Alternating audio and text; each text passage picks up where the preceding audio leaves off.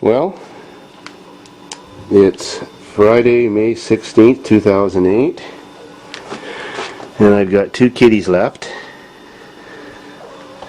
and this is the one that was hurt. She's getting better. How you doing? Still having a bit of trouble breathing. And what are you doing?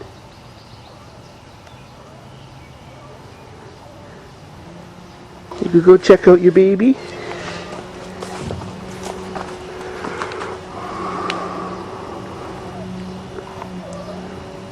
What are you doing under that Datsun?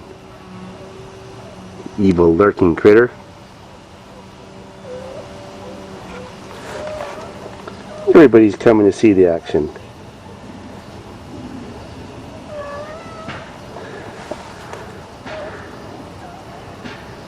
I sure hope someone can adopt my babies. This little guy still needs lots of attention. I mean, little girl.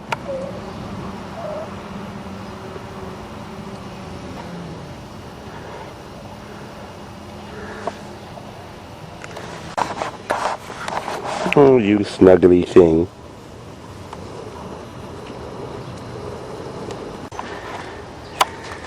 You're feeling pretty good today, aren't you? Here's your sister.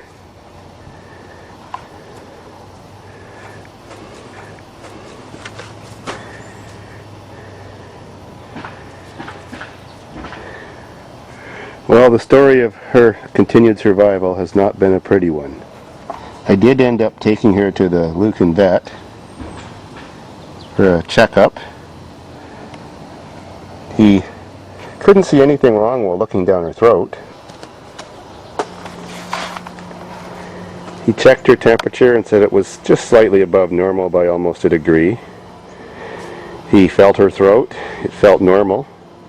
He listened to the lungs with a stethoscope and said her lungs sounded normal, no pneumonia or gurgling sounds from a pierced lung or anything like that. There still is a bit of breathing difficulty, and he said that there's probably some scar tissue on her windpipe. That makes sense. But now the ugly part. 4 times a week ago, she died again.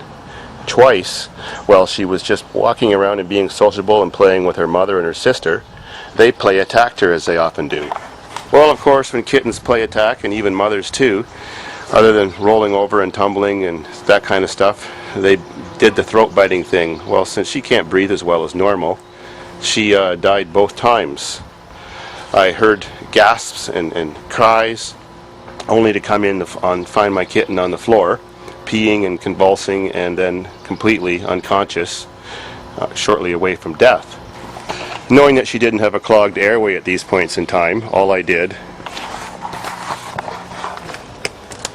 was pick up my poor dead baby and put my face on her snout and blow into her mouth and give her chest massages to start her heart beating and start her breathing again. And after about 5 big breaths, she came back to life each time. Twice more when she was on her favorite spot, which is the top stair, enjoying the sunshine. I'm just sitting on my computer in rainy days editing videos. I heard a big death gasp, thump, thump, thump, thump, thump, and both times she fell all the way down the stairs and was laying at the bottom in a puddle of pee, convulsing and then dead and lifeless. I think the other times when she died, it has to do with she has a little bit of mucus in her lungs, and when she comes to cough it up, sometimes it gets stuck in her airway and chokes her to death, and it kills her. See, there's the mother doing the death bite again, practicing. I mean, she likes to play, but she's just not in the right condition yet. So, luckily I was home both those times and close by. She never was dead for more than a minute, and I blew into her mouth again, brought her back to life, and she was fine. The vet couldn't actually technically see anything wrong, so luckily I was always around at the right time, and I have a cat now with only, what's that, 3 lives left because she's lost 6 of them now. Not as big anymore as her sibling. She's probably maybe 30% smaller now because the last 3 weeks she hasn't been eating well, but she eats every day. She hasn't been drinking on her own, but I give her some milk with sugar in it in a syringe, warmed up 3 or 4 times a day. When I put her in the cat box, she's still doing fine. She definitely has no brain damage. She's completely normal.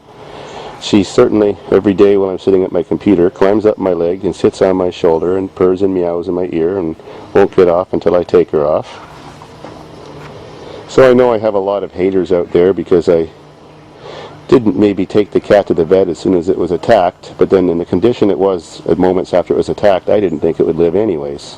The vet prescribed erythromycin pills, which is an antibiotic. It's the same form as human form, he said, just in a lower dosage.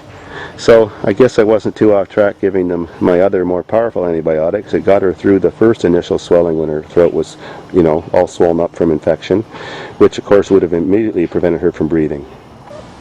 A part of a good recovery is to keep your patient healthy and happy. Well, unfortunately, she's not happy sitting in a room all locked up alone by herself to keep her protected from her mother or her rambunctious sister.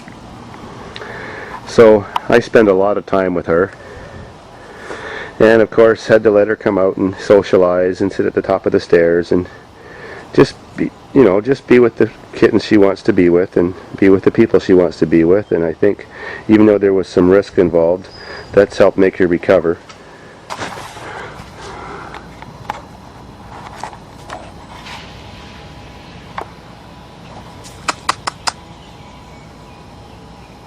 Maybe so. And I'm enjoying myself outside fixing lawnmowers and the sort. Lots of stuff to work on. So I thought I'd bring my kitties out so I can supervise them while I'm out here trying to make a buck. May 2 for a weekend, that stands for 24. But that's how much you get in a box of beer.